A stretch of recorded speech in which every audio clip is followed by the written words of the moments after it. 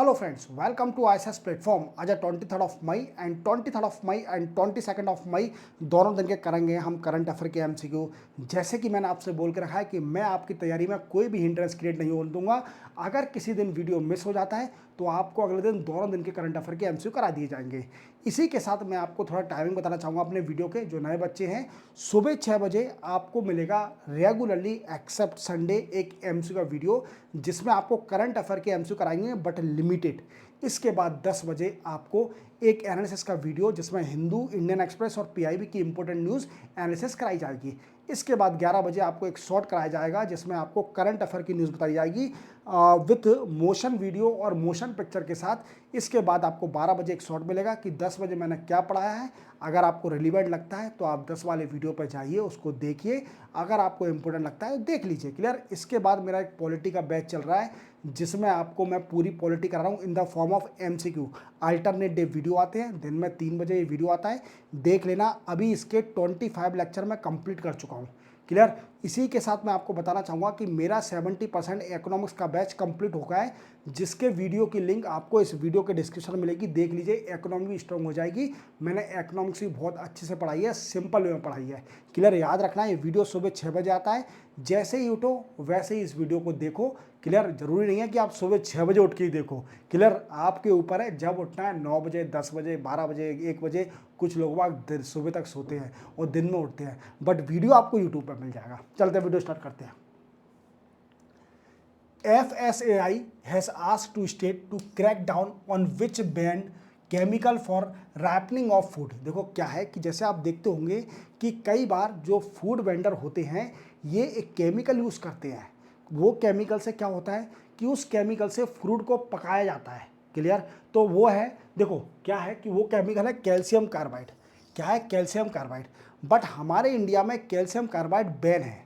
But कुछ food vendor जो food के होलसेल सेलर हैं वो अभी भी इस कैल्शियम कार्बाइड का यूज़ कर रहे हैं फ्रूट को पकाने के लिए। और जैसे आप जानते हो कि ये सारी रिस्पॉन्सिबिलिटी रेगुलेट करना, इवन हमें सेफ फूड रखना किसकी रिस्पॉन्सिबिलिटी है? Food safety and standard authority of India. Clear. इसकी रिस्पॉन्सिबिलिटी होती है। अब क्या है कि गर्मी का मौसम चल रहा है और मैंगो आ रहे हैं मार्केट में। क्या करते हैं? मैंगो को पकाने के लिए ये कैल्शियम कार्बाइड का यूज़ करते हैं। बट इससे क्या होता है? हेल्थ इशू होते हैं, कई सारे हेल्थ इशू होते हैं। हेल्थ इशू, इवन फूड की सेफ्टी नहीं रहती। जो फ्रूट है और फूड है, फ्रूट एंड फ्रूट, इनकी सेफ्टी नहीं रहती। इनको इलीगल तरीके से पकाया जाता है। क्लियर। पकाने का काम किया जाता है, रेपनिंग की जाती है। और कौन से केमिकल यूज़ करके? Calcium carbide. अब FSSAI ने सारी स्टेट से बोला है कि जितने भी फूड वेंडर कैल्शियम कार्बाइड का जो कि बैंड है इसका यूज़ कर रहे हैं, इन सभी पे टूट पड़ो। क्लियर। क्योंकि हमारा काम है कि हमें लोगों को सेफ फूड देना। क्लियर। चलते अपन आगे, अच्छा काम कर रहे हैं। Clear. Who inaugurated newly OCI portal. OCI क्या है? Overseas citizen of India. Clear. अब OCI होता क्या है? देखो आप देखते होंगे कई सारे इंडियन फॉरेन में जाके सेटल हो जाते हैं, इवन वहाँ की सिटीजन भी सिर्फ ले लेते हैं। बट क्या होता है, हमारे इंडिया में रूल है कि अगर कोई भी इंडियन सिटीजन अगर फॉरेन कंट्री की सिटीजनशिप ले लेता है तो उसकी सिटीजनशिप इंडियन की सिटीजन खत्म हो जाएगी, क्योंकि वो 2 सिटीजनशिप नहीं रख सकता। हमारे इंडिया का रूल है। तो क्या होता है, कुछ हमारे इंडियन फॉरेन में सेटल हो जाते हैं और वहीं जॉब करने लगते हैं और वीकेंड से वहाँ की सिटीजनशिप ले लेते हैं, इंडिया की सिटीजनशिप छोड़ देते हैं। बट क्या होता है मेरे दोस्तों कि OCI उनको फिर बुलाता है ओवरसीज सिटीजन ऑफ इंडिया, क्योंकि इंडिया की सिटीजन नहीं है। बट उनका जीन, उनके पेरेंट्स, उनके ग्रैंडफादर, वो सारे रिलेट कैसे करते हैं?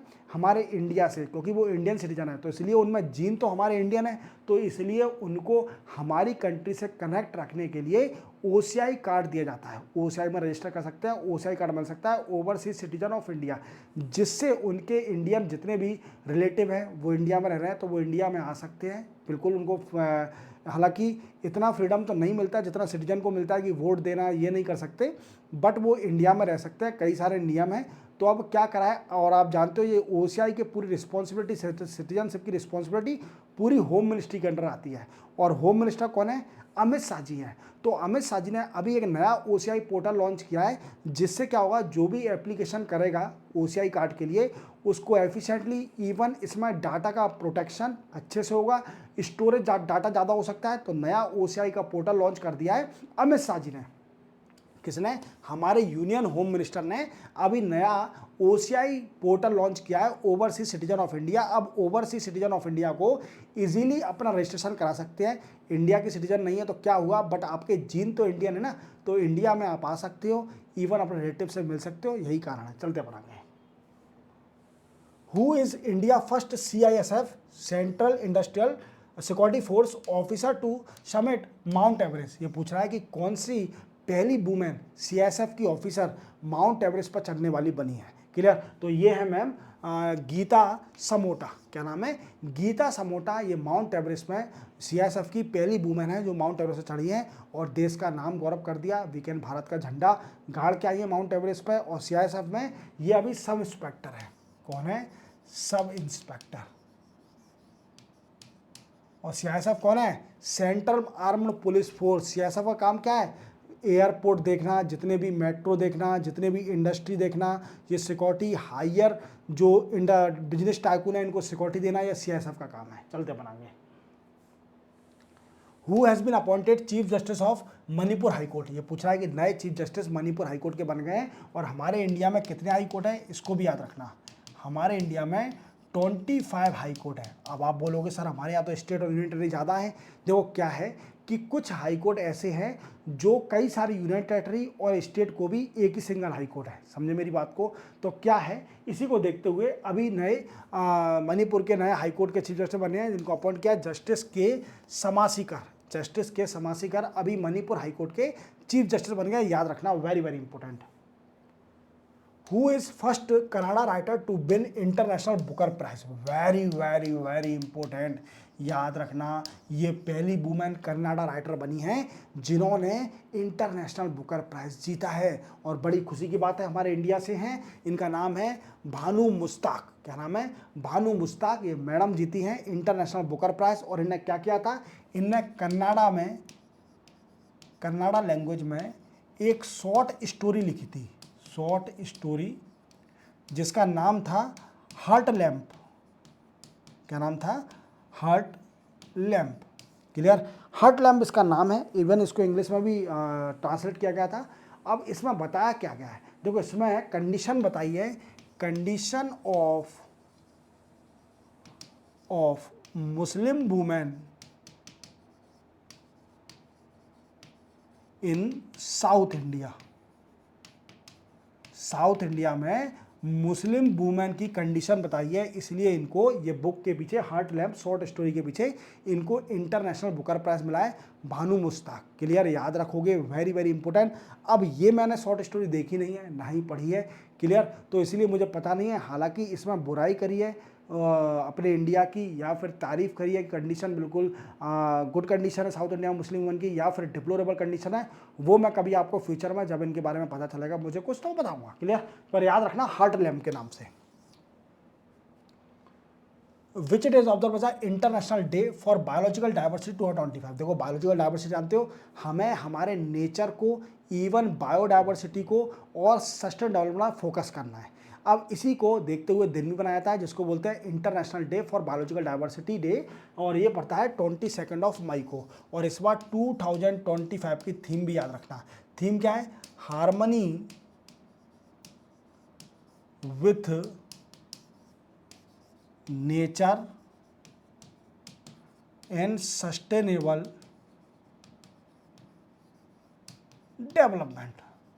क्लियर? याद रखोगे, हार्मनी विथ नेचर, वीकेंड से नेचर के साथ जुड़े रहें और सस्टेन डेवलपमेंट का काम करते रहें, तो यही है बायोलॉजिकल डाइवर्सिटी। चलते अपनाएंगे। Which it is observe as a world day for culture diversity 2005। देखो कल्चर डाइवर्सिटी ये भी वही रिलेट करता है, बट नेचर से नहीं, हमें यूनिटी में रहना है, हारमोनी में रहना है, भाईचारे ब्रदरहुड में रहना है सभी को, इंडिया को। इवन इंटरनेशनल वर्ल्ड है तो पूरे वर्ल्ड के पब्लिक एक ही पब्लिक है। जैसे कि हमारी इंडिया बोलती है कि वसुदेव कुटुंबकम, सारी वर्ल्ड वी कैन से एक है। हमारे लिए सभी सिटीजन हैं, जितने भी कंट्री के सिटीजन हैं वो सभी इंसान हैं। क्लियर। रिलीजन हम नहीं देखते हमारे यहाँ, क्योंकि मल्टीलिंगुअल मल्टी रिलीजन रहते हैं। इवन सब भाईचारे के से रहते हैं और सब हम एक ही नमक खाते हैं जो कि हमारे भारत का नमक है। क्लियर। तो क्या है ये दिन में एक्सप्लोर किया था, ऑब्जर्व किया था 21 मई को। विच इट इज ऑब्जर्व बता नेशनल एंटी टेररिज्म डे। ये पूछ रहा है कि बताइए नेशनल एंटी टेररिज्म डे किस दिन ऑब्जर्व किया था। देखो टेररिज्म आप जानते हो, इंडिया बड़ा ही काम कर रही है टेररिज्म को खत्म करने के लिए।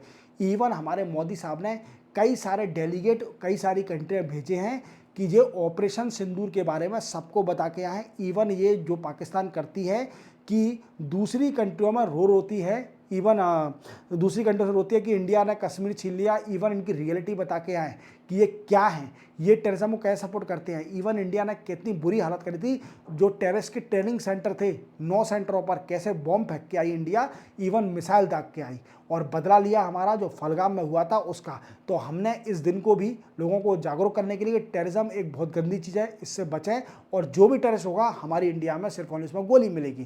क्लियर। तो नेशनल एंटी टेररिज्म डे 22 मई को नहीं सॉरी 21 मई को ऑब्जर्व किया जाता है। याद रखना 21 मई। Morgan Stanley forecast India GDP for financial year of 2026।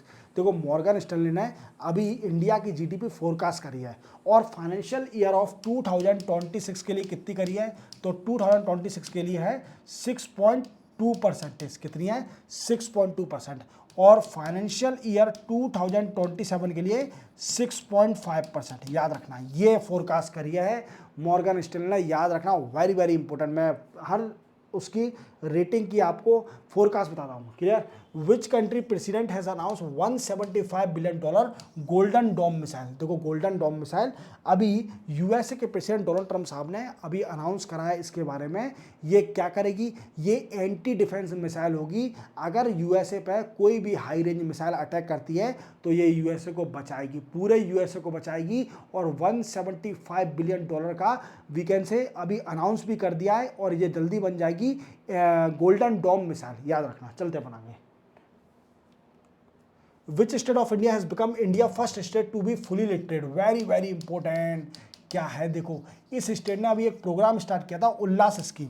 क्या है, उल्लास स्कीम स्टार्ट करी थी इस स्टेट ने। उल्लास स्कीम क्या थी कि इसके अंदर एजुकेशन ड्राइव चलाना है, वीकेंड से एजुकेशन या लिटरेसी ड्राइव चलाना है, वीकेंड से प्रोग्राम कैंपेन चलाना है जिससे हर पर्सन लिटरेट हो सके। और ये स्टेट है वीकेंड से मिजोरम। मिजोरम पहली स्टेट बनी है जो कि फुली लिटरेट हो गई है। क्लियर। यहाँ का हर पर्सन लिटरेट है, और हमें बड़ी खुशी की बात है कि इंडिया की एक स्टेट ऐसी है जहाँ पर लिटरेट है। और हमें पूरा प्रयास करना चाहिए, इवन अपने बच्चों को स्कूल भेजना चाहिए। Education is better than anything. मैं आपको बोलता हूँ कि education is a wealth, education is a health. ये भी याद रखना, अगर एजुकेशन है तो आप पे वेल्थ भी होगी, एजुकेशन है तो आप पे हेल्थ भी होगी। याद रखना, चलते बनाएंगे। विच इट इज ऑब्जर्व बचा इंटरनेशनल टी डे। देखो चाय तो सभी पीते होंगे, और चाय पीने का इसकी थीम सुनना आपको हंसी आएगी, फिर मैं आपको रीज़न बताऊंगा क्यों हंसी आएगी। देखो ये दिन ऑब्जर्व किया था 21 मई को। कब, 21 मई को टी डे बनाया जाता है। और टी आप जानते हो कि हमारे इंडिया में अगर सुबह उठते ही टी ना पियो, जो कि 60 to 70% पॉपुलेशन हमारी सुबह उठते ही टी पीती है। शाम को भी पीते हैं पर रेशो कम है शाम वाला। क्लियर। सुबह उठते ही टी लगती है सबको, और टी इसलिए पीते हैं, वो कुछ लोगों का आइडिया ऐसा है कि टी पीने से हमें एनर्जी मिलती है और हमारा सुबह हो जाता है। क्लियर। मुझे तो आसान नहीं लगा, क्योंकि मैं चाय पीने के बाद भी सो जाता हूँ कभी कभी। क्लियर। तो क्या है कि टी डे 21 मई को हर साल ऑब्जर्व किया जाता है। क्लियर। अब ये टी को भी प्रमोट करने के लिए थीम रखी गई है। 2025 की थीम पढ़ के मुझे बड़ी खुशी, मतलब अजीब सा लगा। क्या है, T is for better life. अब ये आपको समझ में नहीं आया, T is for better life क्या है ये, मतलब हमारे पेरेंट्स बोलते हैं कि चाय पीने से क्या होता है, चाय मत पियो, चाय में निकोटिन होता है जो कि आपको नशेड़ी बना सकता है। क्लियर, चाय आपकी सेहत पे निगेटिव इफेक्ट पड़ेगी। बट ये तो थीम ऐसी बोल रही है कि T is for better life. Better life कैसे हो सकती है जब हमें चाय नुकसान कर रही है, हमारे पेरेंट्स बोल रहे हैं, या तो हमारे पेरेंट्स गलत हैं, क्लियर, तो बराबर चाय पियो, क्लियर। हालांकि तैयारी करने वाले जो भी कॉम्पिटिशन एग्जाम तैयारी करते हैं उन्हें चाय ज़्यादा लगती है भाई साहब, चाहे पेरेंट्स बोलें चाहे ना बोलें, क्योंकि उन्हें अपनी नींद को खोना है, और नींद को खोगे तभी सक्सेस होगे, क्योंकि ये नींद जो है वही अनसक्सेसफुल कराने का जरिया है। जिस दिन आपने नींद खो दी, दिन रात एक कर दिए चाय पी पी के, तो आप सक्सेस हो जाओगे। क्लियर, चलते बना गए। तो इसी के साथ मैंने दोनों दिन के आपको करंट अफेयर के एमसीक्यू करा दिए। अब मैं आपको सुबह 10 बजे मिलूंगा न्यूज़पेपर एनालिसिस के साथ। तब तक वेट करिए, 3-4 घंटे चाय और पीजिए, फिर उसके बाद 10 बजे आइए, फिर मैं आपको वीडियो दूंगा। क्लियर, और हालांकि 10:30 भी हो सकता है, क्योंकि अगर न्यूज़ ज़्यादा हुई तो मैं 10:30 भी हो सकता है। क्लियर, मिलते हैं हम कल, तब तक के लिए जय हिंद।